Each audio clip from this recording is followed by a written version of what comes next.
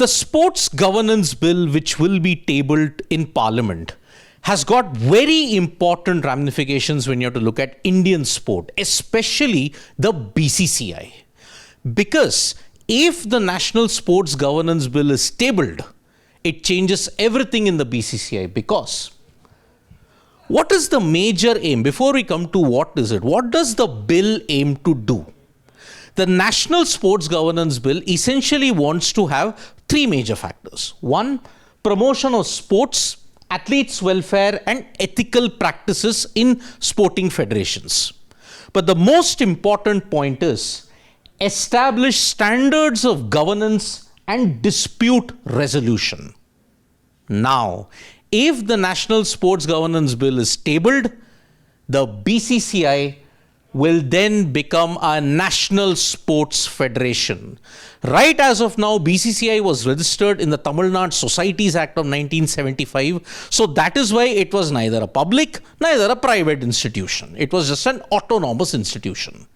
But now the BCCI will become a National Sports Federation. What is a National Sports Federation, for example?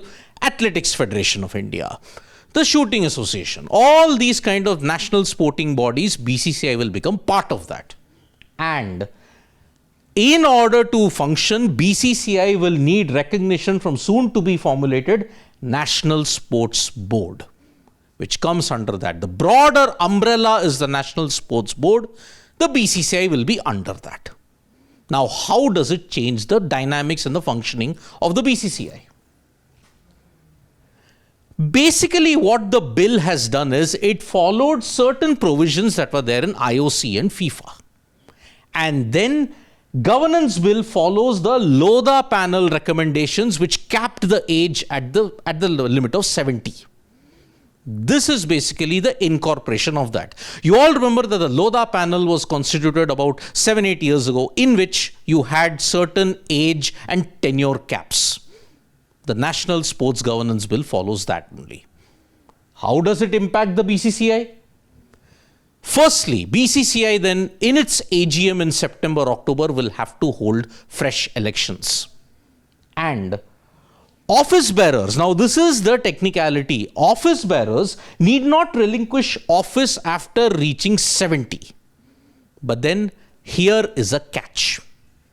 The catch is President, Secretary and Treasurer. These are the three major posts in the BCCI. President, Treasurer, Secretary shall be eligible for election after cooling off period, but 70.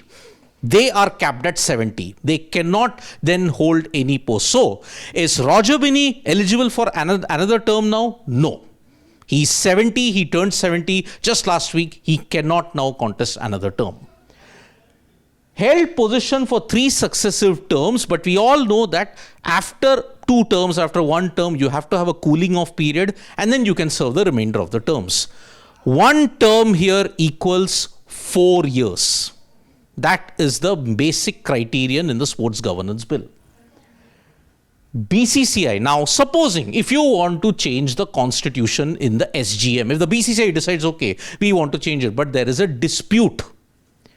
In case of that, now since it's a NSF, a National Sports Federation, BCCI and all its affiliate state associations have to approach the National Sports Tribunal first. And what is the ultimate authority? The Supreme Court. Tribunal's verdict can only be challenged by the Supreme Court.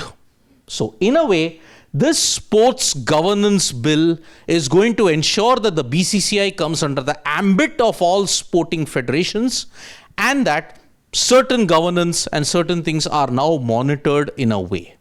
So, is this going to change the BCCI? Is it a good thing for Indian sports, or do you think there will be challenges? You can write to us in the comments below. Thank you so much, folks, for joining us for this update. Subscribe to Sports Today for all the latest news and analysis.